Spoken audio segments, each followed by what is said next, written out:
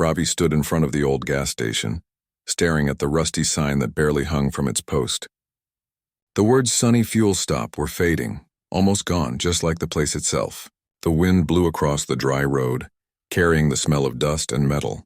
Behind him, his small pickup truck was filled with boxes, and his young son Arjun sat inside, holding his toy car. Ravi was a single father trying to start life again after losing his job in the city.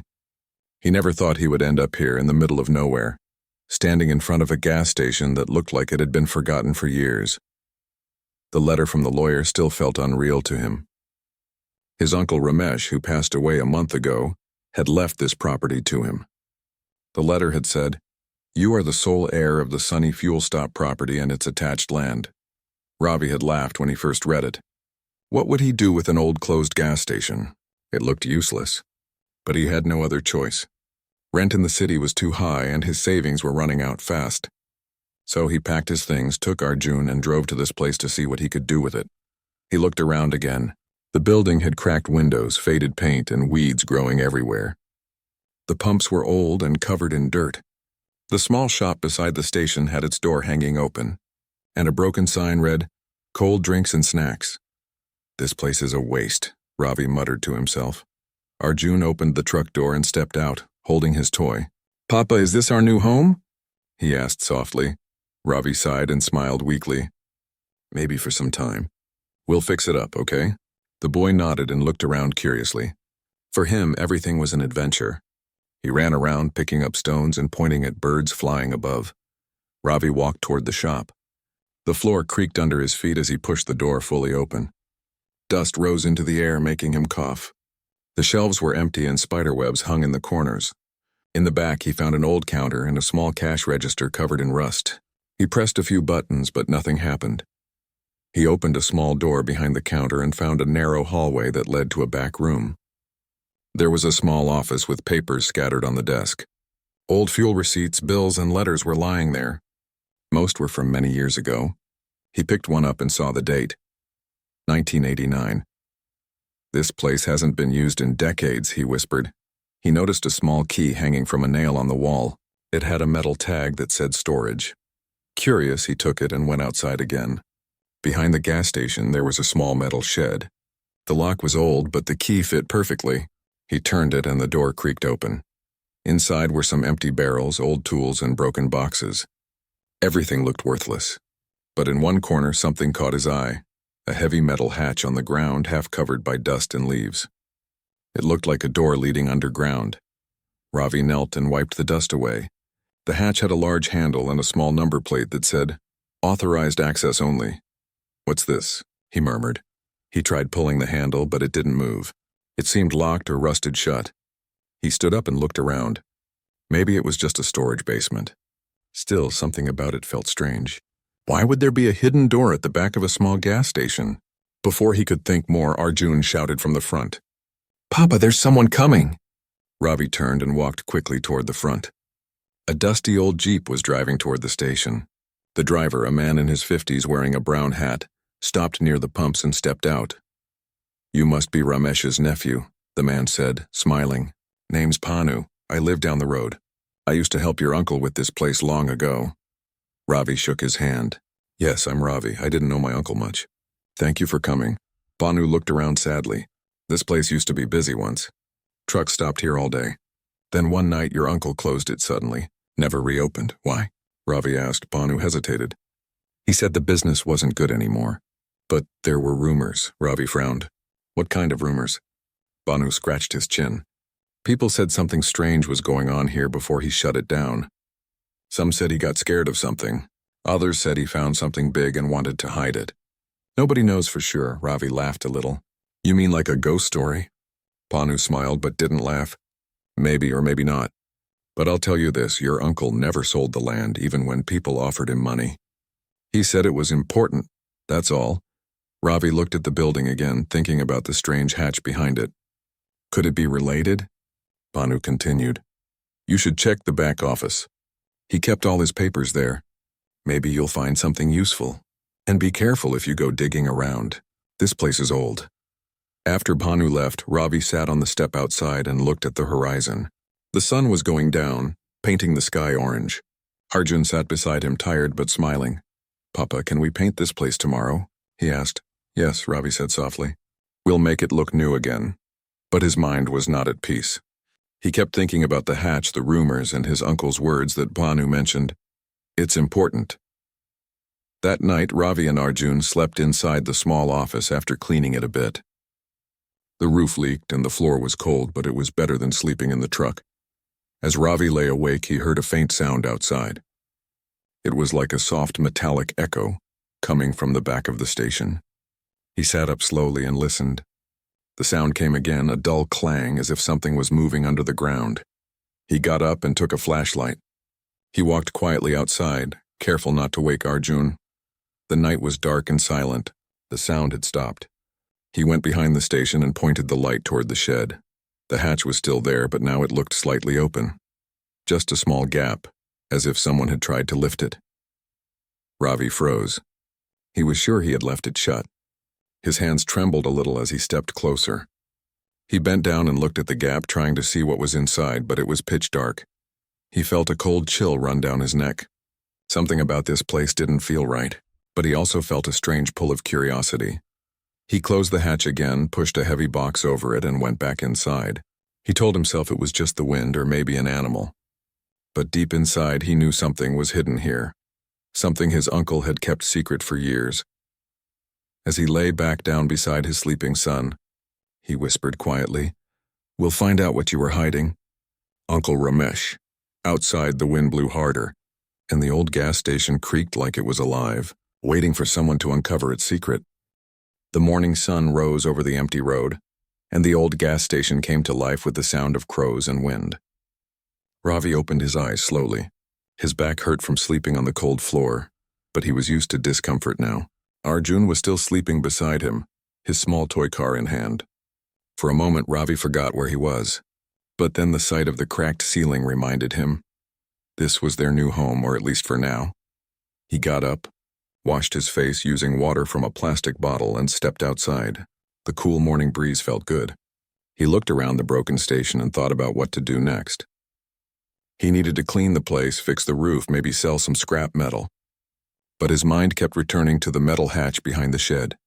The image of that small gap, slightly open last night, bothered him. He knew he had closed it properly. So who or what had opened it? Arjun woke up soon and came outside, rubbing his eyes. "Papa, can I help today?" he asked cheerfully. Ravi smiled and nodded. "Yes, we'll clean together. But stay close to me, okay?" They started with the main shop. Ravi found an old broom and began sweeping the dust off the floor. Arjun cleaned the shelves with a cloth. It was hard work, but slowly the place began to look a little better. Sunlight entered through the cracked windows, making the dust sparkle in the air. While cleaning, Ravi found a small wooden box under the counter. It had a lock, but the wood was weak. He broke it open carefully. Inside were a few old keys and a folded paper. He opened the paper and saw a hand-drawn map. It showed the gas station area with a few marks on it, one near the back shed, and another one labeled office safe. Ravi's heart beat faster. "A safe?" he whispered. He remembered the small cabinet in the office corner that had a missing handle. Maybe that was it. He took the map and keys and went there. He tried the first key and it fit perfectly. The cabinet door opened, revealing a hidden safe behind a thin wooden board. He used another key and the safe clicked open. Inside were some old documents, a notebook, and a photo. The photo showed his uncle Ramesh standing near the gas station, smiling proudly. Beside him was another man, tall and wearing a suit. On the back of the photo, something was written. "Ramesh and Mr. Anand, 1988, deal completed." Ravi frowned. "Deal completed? What deal?" he wondered. He opened the notebook. The pages were filled with notes and numbers. It looked like a diary. The handwriting was rough but readable. The first few pages talked about fuel prices, truck deliveries, and sales. Then, a few pages later, the tone changed. "Something big under the land. Found it by accident while repairing pipeline. Not safe to talk. We'll hide until I know what it is."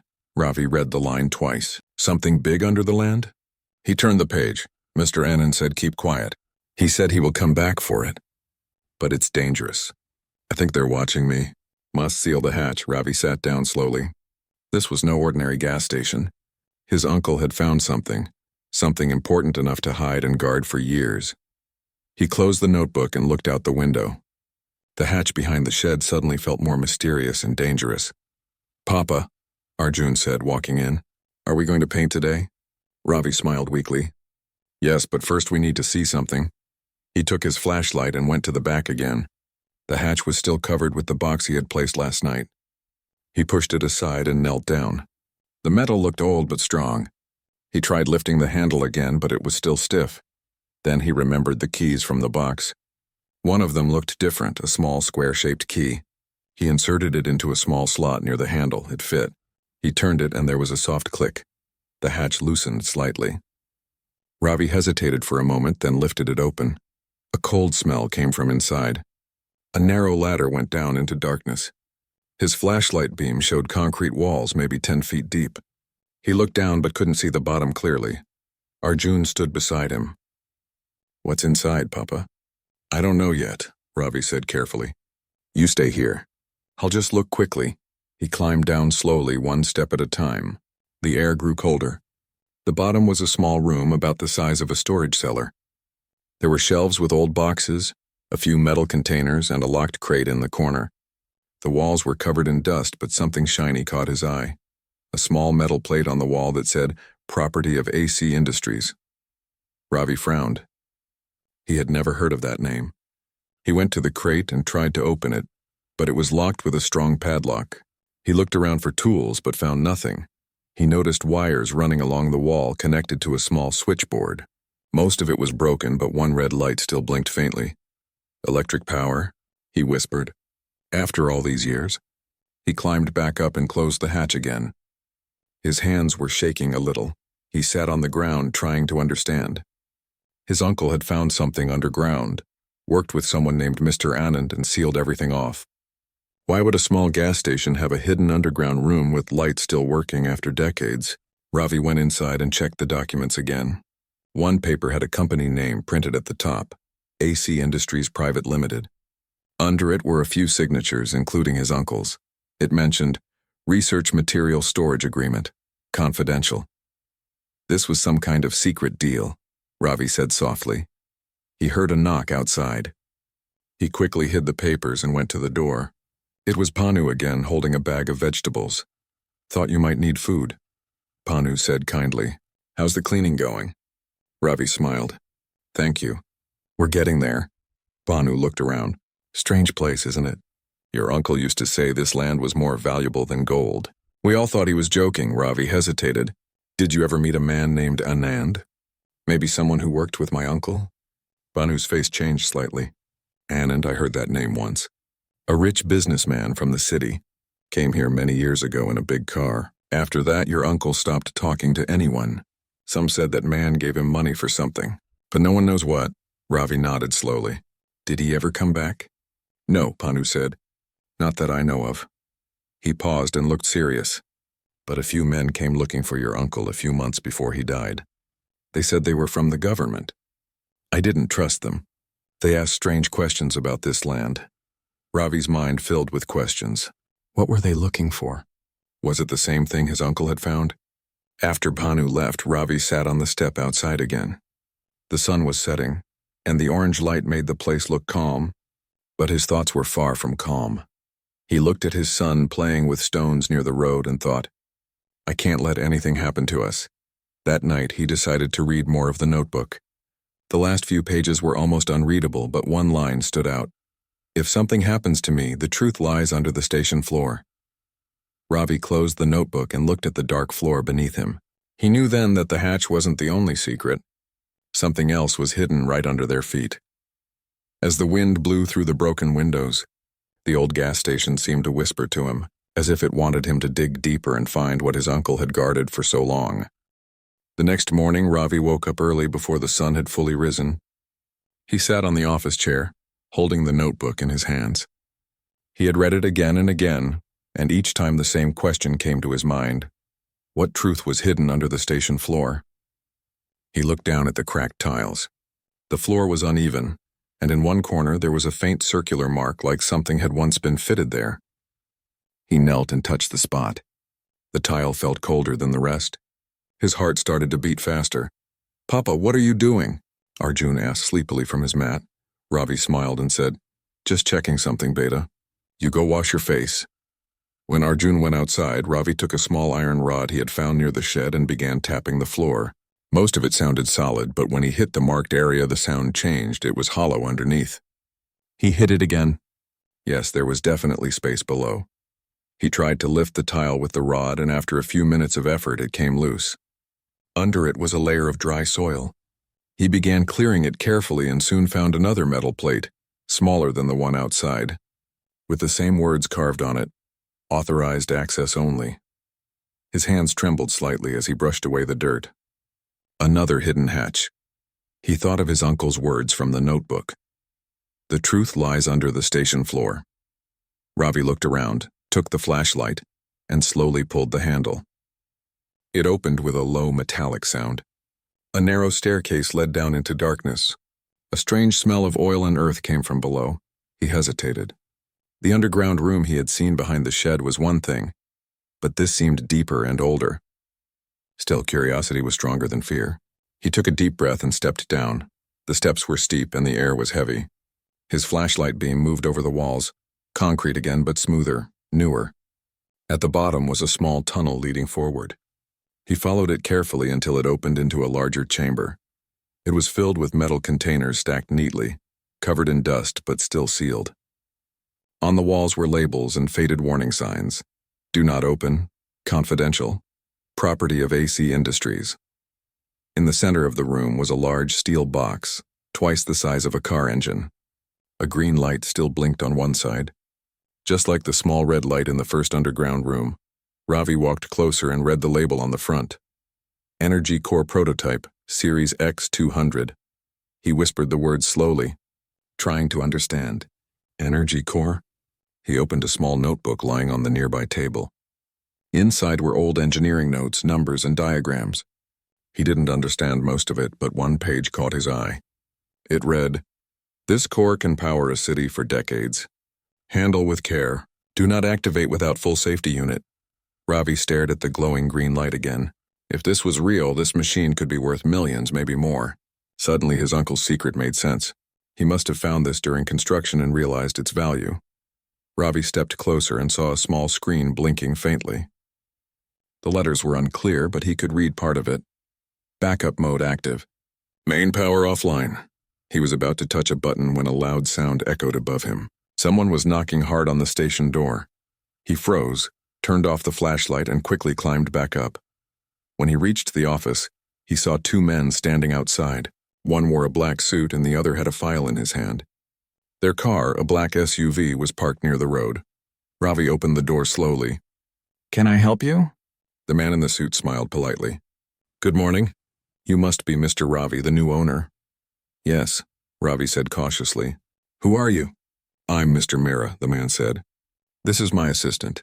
We're from the Land Inspection Office. We came to check this property. Routine process since your uncle's estate is now transferred." Ravi nodded, trying to look calm. "I see, but everything's fine here."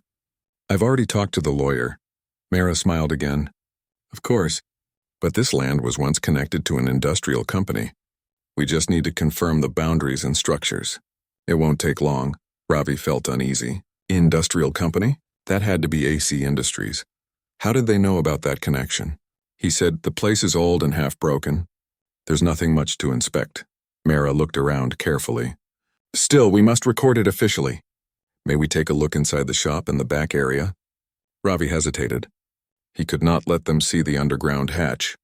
But refusing might make them suspicious. He forced a smile. "All right, but please be careful. The floor is weak." They walked inside looking at everything with sharp eyes. The assistant took photos of the walls and the counter. Mira's gaze stopped near the floor where Ravi had lifted the tile earlier. The area was covered again with a rug, but Mira looked at it longer than usual. He asked casually, "Your uncle kept this station closed for many years. Did he ever tell you why?" Ravi shook his head. "No, I hardly knew him. I only came here after he passed away." Mira smiled faintly. "I see. Sometimes old places hide interesting stories." Ravi replied, "All I've found here are spiders and dust." After a few more minutes, they left. Ravi stood watching as their SUV disappeared down the road. Only when it was out of sight did he let out a long breath. Arjun ran to him. "Who were they, Papa?" "Just some office people," Ravi said softly. "But we must be careful now." He went back inside and locked the door. Then he uncovered the hatch again and looked down into the dark tunnel. He knew what he had found could change everything. But now others seemed to know too. That night, Ravi couldn't sleep. He sat by the window looking at the stars while Arjun slept peacefully beside him. His mind was full of thoughts. Should he tell someone? Should he call the police? But what if they took it away before he could even prove what it was? Then he remembered the line from the notebook again. Mr. Anand said he will come back for it. Was Mr. Anand still alive? Could those men today be connected to him or AC Industries? Suddenly, Ravi heard movement outside. He turned off the lamp and listened. Footsteps. Slow and careful. Someone was walking near the shed. He grabbed his flashlight quietly and went to the window. Two shadowy figures were near the back, one holding a tool, the other whispering something. They were trying to open the hatch behind the shed. Ravi's heart raced. He had to protect whatever was hidden there. He slipped out the side door silently and moved behind the fuel pumps, staying low. The moonlight made the area half bright, and he could see the men clearly now. They were wearing dark jackets and gloves, one of them said. The signal came from this spot. It's still active. Hurry up before someone sees, the other replied. We'll cut the lock and take what we need. The main chamber should be below. Ravi understood then. They knew about the underground rooms. Maybe they had tracked the faint power signal from the energy core. He picked up a metal pipe lying near the pump and stepped forward quietly. Hey, what are you doing here? He shouted suddenly. The men turned in shock. One of them ran toward the jeep parked near the road, while the other dropped his tool and ran in the opposite direction. Ravi chased him a few steps, but the man jumped over the fence and disappeared into the dark fields. He stood there breathing heavily, his hands shaking. The hatch behind the shed was half open again. He closed it and pushed a heavy drum over it. He returned inside, locked the doors, and sat down beside Arjun, who had woken up scared. Papa, what happened? The boy asked. Ravi hugged him tightly. It's okay. Go back to sleep. I'm here. But deep inside, Ravi knew things were not okay. Someone else was after the secret his uncle had left behind, and they were willing to break in to get it. He looked toward the floor where the second hatch was hidden and whispered to himself, I need to know what you really are before they come back. Outside, the wind carried the faint sound of a distant engine. Someone was still watching the gas station from the dark road. The next day began with a heavy silence. The wind was still, and even the crows did not come near the gas station. Ravi stood outside with dark circles under his eyes. He had barely slept after last night's incident. The memory of those two men trying to break in still made his chest tight with worry. He looked around carefully before stepping out. The marks on the ground near the shed were still there, footprints deep in the dust. Whoever they were, they had known exactly where to look. That meant they were not random thieves. They were searching for the same thing his uncle had hidden. Arjun came out of the office, yawning and holding his small toy car. Papa, are we going back to the city? He asked softly. Ravi shook his head. Not yet. I need to finish something here first. He didn't want to frighten his son, but he knew leaving now could mean losing everything. That underground machine could be worth millions, maybe even 200 million, if the notes he found were true. But more than money, there was danger. His uncle's diary mentioned people who were watching him. Maybe those same people had returned. Ravi decided to learn the full truth before taking any step. He returned to the secret room under the office, this time with a backpack and some tools. The air below was cooler and dust floated around like mist. He turned on the flashlight and walked toward the large metal core again. The green light still blinked slowly. He walked around it, trying to understand how it worked. The small screen on the side was covered in grime. He wiped it clean and saw words flashing faintly. Main control panel, access locked.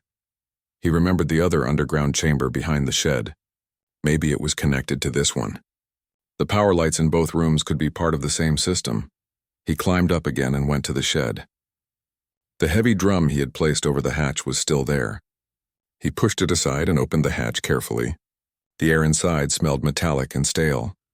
He went down slowly, and his flashlight revealed the same locked crate in the corner. He tried one of the new keys from the wooden box. This time it worked.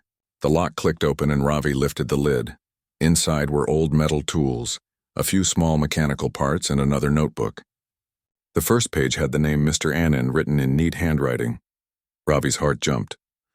It was the same man from the photograph. He sat down on a crate and began reading.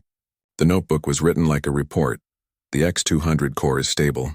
It uses crystal fusion to produce clean energy. This unit can power a city for 50 years. The government canceled the project due to high cost and risk of leakage. We moved the unit to Ramesh's station for storage under his name. He agreed to guard it. Ravi read faster. The value of this single core is estimated over 200 million. Only one exists.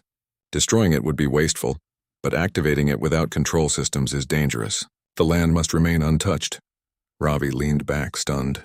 200 million. His uncle had been guarding the only working prototype of a new energy source. A secret too big for the world to forget. But something else caught his attention at the bottom of the page. If I do not return, the access code for the system is hidden in Ramesh's pocket watch. Ravi remembered seeing a small wooden box among his uncle's things in the office. He climbed back up, rushed to the drawer, and searched through the papers. Finally, he found the old pocket watch, its glass cracked but still ticking faintly. He opened it and saw small numbers scratched inside. 49 on 27. He knew what it was. The access code. He hurried back to the underground room beneath the office and entered the numbers on the screen. For a second, nothing happened. Then the green light turned bright and the screen changed to access granted. A soft humming sound filled the air. The machine began to glow with a steady light, casting long shadows across the room. A small panel slid open on the side, revealing a digital log. The last entry read, "Status stable. Battery life, 72 years remaining." Ravi's eyes widened. It was still working. His uncle had been guarding a functioning clean energy reactor for decades. Suddenly, a voice came from above. "Don't move, Mr. Ravi." Ravi froze and looked up. Standing near the hatch was Mr. Mehra, the man from yesterday holding a gun-shaped device that looked more like a scanner. Behind him stood his assistant. "How did you get in?" Ravi asked, his voice tense. Mehra smiled calmly. "We never left. We were watching the place all night. We knew you'd come back down here. You've just activated something very important, something that doesn't belong to you." Ravi clenched his fists. "This belongs to my family. My uncle kept it safe all his life." Mehra stepped closer. "Your uncle worked for us. AC Industries was my employer then, and I was in charge of retrieving this core when the project was shut down. But your uncle refused to hand it over. He said the world wasn't ready for it. Do you understand what you've turned on, Mr. Ravi? This is not a generator. It's unstable without its control systems." Ravi's voice shook slightly. "Then why hide it here? Why come now after all these years?" Mehra's expression hardened. "Because someone finally detected its power signal again. We were sent to secure it. You unfortunately got in the way." Arjun's voice suddenly echoed faintly from above. "Papa?" Ravi's heart stopped for a moment. His son had woken up and come looking for him. "Leave him out of this," Ravi said quickly. Mehra lowered the scanner slightly. "Calm down. We don't want to hurt anyone. We just need the core." Ravi thought fast. He couldn't fight them, but he could use the system against them. He looked at the screen again and noticed a line that said, "Manual release containment seal." He touched the screen quietly, pretending to wipe dust, and pressed the option. The floor began to vibrate softly and a deep mechanical sound filled the chamber. Mehra looked around in alarm. "What did you do?" he shouted. Ravi stepped back. "You said it's unstable. Then you shouldn't be near it." Mehra's assistant ran toward the ladder. Mehra tried to grab Ravi, but the machine emitted a low humming pulse and the lights flickered. Sparks flew from the wires above. Ravi climbed the ladder quickly, pulling himself up to the surface. He grabbed Arjun and ran out of the building. Behind him, the station trembled slightly, and a faint light glowed from the cracks in the floor. He stopped near the road, holding his son close. The wind grew stronger, and the light from underground began to fade. The sound slowed and then stopped completely. Mehra and his assistant climbed out moments later, coughing and covered in dust. Mehra glared at Ravi. "You fool. You could have destroyed everything." Ravi stood firm. "You had no right to take it. My uncle trusted me to protect it." Mehra's voice turned cold. Then protect it well because others will come. They won't stop. That thing is worth more than you can imagine." He and his assistant walked away, got into their SUV and drove off, leaving a trail of dust behind. Ravi stood silently, watching the car disappear. His heart was pounding, but inside he felt something new, a mix of fear and strength. He knew now what he was guarding, and why his uncle had refused to give it away. He looked at the gas station, quiet again, with smoke still rising faintly from the cracks. Arjun looked up at him. "Papa, what was that light?" Ravi knelt beside him and smiled softly. "It's something powerful, Beta. Something your uncle kept safe, and now we will too." That night, Ravi packed the diary, the photo, and the key papers into a metal box and hid them under the floor. He locked the hatch firmly and covered it with wooden boards. He knew people would come again, maybe soon. But he also knew that the secret was safe for now. As the moon rose over the lonely gas station, Ravi whispered to the wind, "Uncle Ramesh, I'll finish what you started. I'll protect it, no matter what." The old station stood silent, but deep below, the green light of the X200 core blinked faintly, waiting for the day when its power would be revealed to the world once more. The next morning, Adam stood in front of the gas station with a deep breath. The air felt cold and the sky looked heavy with clouds.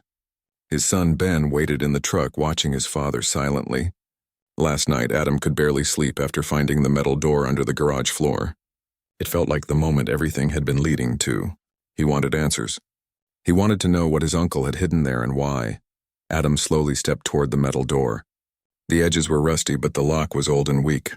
He took a crowbar from his toolbox and forced the lock open. The sound echoed through the quiet station. Dust filled the air as he lifted the heavy metal hatch. A set of stairs led down into the darkness. A faint smell of oil and something metallic drifted up.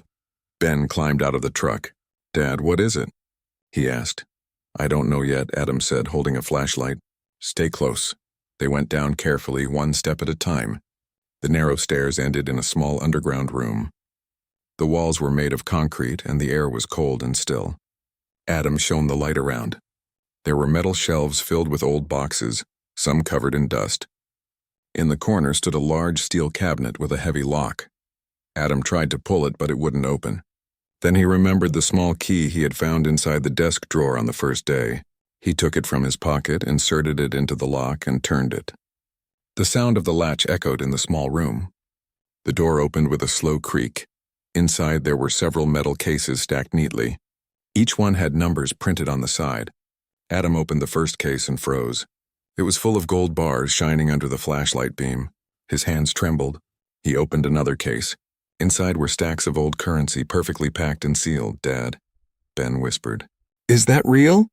Adam nodded slowly, unable to speak for a moment. His heart pounded. He opened a few more cases. Some held gold coins, others silver, and some even contained small boxes of diamonds. It was unbelievable. "This can't be real," Adam said quietly. "There must be millions here." Ben looked around the room with wide eyes. "You said Uncle Rick never had much money." "He didn't," Adam said. "At least that's what everyone thought." He looked at a sealed envelope placed neatly on top of one of the cases. His name was written on it in neat handwriting. "For Adam." He opened it carefully. Inside was a letter written in his uncle's hand. "Adam, if you are reading this, then you found what I hid. This gas station was not just a business. It was a cover for something much bigger. During my years working with the government's energy projects, I came across a hidden reserve of gold and bonds meant to fund a private operation. When I learned what that operation truly was, I took it and ran. I hid everything here, away from those who would misuse it. I couldn't trust anyone, not even my own brother. But I trust you, Adam. This wealth is not just money, it is power. Use it to fix what is broken. Use it for good." Rick Adam read the letter twice, unable to believe what he was seeing. His uncle had stolen the money from a secret project and hidden it here all along. The $200 million secret was not a legend. It was real, and it was now in his hands. He sat down on one of the boxes, feeling dizzy. Ben touched his shoulder gently. "Dad, what are we going to do?" Adam took a deep breath. "We're not going to hide this. We'll do what's right." He thought about calling the authorities, but something inside him stopped. His uncle's words echoed in his mind. Use it for good. Adam knew what his uncle meant. This money could change lives. It could build schools, help families, and fix what was broken in their town. The next few days were a blur.